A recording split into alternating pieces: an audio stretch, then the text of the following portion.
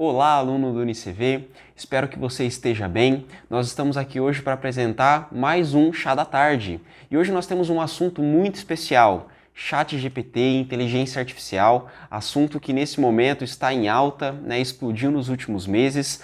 Nós temos hoje aqui um convidado muito especial, o professor Juliano, que já atuou como gestor, como pesquisador, é autor do livro Administração Geral, um estudo de caso, atualmente atua como tutor educacional no ensino à distância, também é professor no ensino presencial nas áreas de gestão e tecnologia.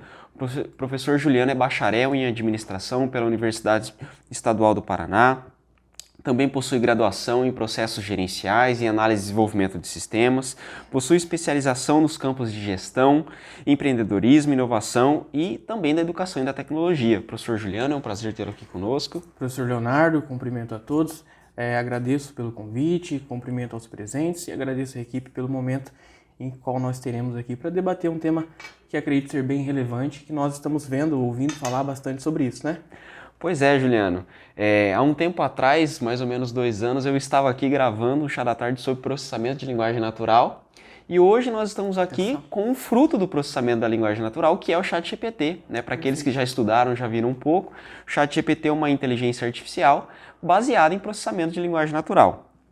E antes de a gente entrar nesse assunto do ChatGPT, Juliano, vamos tentar recapitular um pouco o que é inteligência artificial, né? Como que a gente pode definir o que é uma IA? Perfeito, professor. Como você comentou, né, essa parte de processamento de dados, né?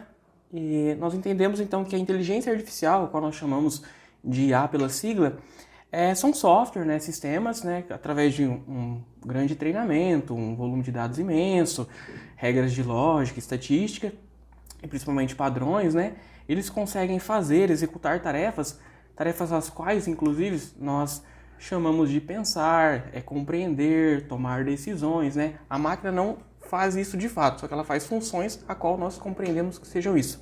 Então, dá para a grosso modo, definirmos como isso, como você comentou também, sistemas que realizam tarefas similares às quais um humano realizaria, tais como essas que eu comentei, tomada de decisão e similares. Entendi. E nesse contexto, então, da IA, da inteligência artificial, explodiu, na verdade, né, esse tal desse ChatGPT que está todo mundo usando, né? Como que a gente define ele? O que é o ChatGPT? Professor, nesse sentido mesmo, o que vai às vezes, a grosso modo também aqui para que o público se sinta mais familiarizado, uma grande diferenciação, assim, ao meu ver, o que mais se destaca nele é que ele é um sistema avançado e intuitivo, né? Para quem já utilizou, aqueles que porventura vão utilizar, você tem uma sensação muito próxima de um contato humano, de uma conversa humana, o jeito de dar resposta da própria ferramenta, né, do sistema, o modo como ele troca informações, o modo como ele recebe, as entrelinhas que ele percebe no modo como nós digitamos, se tratando do chat, por exemplo. Se você fizer um erro ortográfico, ele entende o intuito da sua fala, ou seja, qual a sua intente ali, qual a sua intenção com aquilo. E não, às vezes, não é um boot que nós tínhamos até décadas anteriores, que você dá um comando go, start, ele vai, avança, né, enfim. Não, ele consegue fazer uma compreensão, volto a dizer, fazer o que nós compreendemos como compreensão, né, a máquina faz por regra e estatística, e aquilo torna aquilo muito intuitivo, muito fácil de usar e também muito pontual, assertivo na maioria dos casos, inclusive, professor. Entendi. Bom, parece que existe um potencial muito grande nessa tecnologia. Ela está no início ainda e já faz muita coisa, né? Perfeito. Então nós conseguimos ver que existe um potencial muito grande. Onde é que esse ChatGPT ele pode ser aplicado, ele está sendo usado no momento, assim? Professor, talvez onde ele não poderia ser utilizado, né? É uma ferramenta, ao meu ver, que vem como um auxílio, né? Em todas as funções, em especial aquelas que são rotineiras, que são menos técnicas e mais manuais no sentido de repetitivas, ele pode ser aplicado. Pode também outras, claro, mas eu vejo mais uma propensão inicial a essas. Como, por exemplo, ele pode desde auxiliar um atendimento que antes era feito automatizado de alguma maneira, mas não tão intuitivo, como, por exemplo, uma filtragem de leads para uma empresa, um atendimento ali para filtrar cadastro, né? Alguma coisa assim, como pode executar a planilha, ele pode também dar respostas, realizar cálculos, fazer trabalhos e análises estatísticas, ele pode fazer consulta de dados, enfim, a rigor do que se conseguir perguntar e tiver à disposição dele em relação a dados de treinamento que foi utilizado na sua fabricação. Legal. Então ele tem muitos benefícios. Acho que você conseguiria listar para nós alguns desses benefícios? Então, benefícios para empresas, benefícios para o funcionário, né? Como o senhor mencionou, né? Ele é uma ferramenta de benefícios, né? Que vai servir de auxílio no trabalho, ali, independente da área. Perfeito, professor, é nesse sentido mesmo, né? Os benefícios eles podem ir desde uma otimização do tempo, tanto quanto uma redução de erros, já que pela natureza humana nós estamos propensos a erros, falhos, rotineiros, enfim. Então a automatização, isso nós vemos já em algum software, né? Mas todo o processo de automatização feito por softwares treinados, seja por softwares refinados, ele tem uma diminuição significativa de erros e falhas, ele pode reduzir custos, ele pode otimizar tempo, ele pode tornar coisas às vezes menos complexas, porque, por exemplo, você pode, por exemplo, abrir um chat com ele e questionar coisas, né? Ele vai te dar uma resposta, você pode solicitar a ele, então, através de um prompt.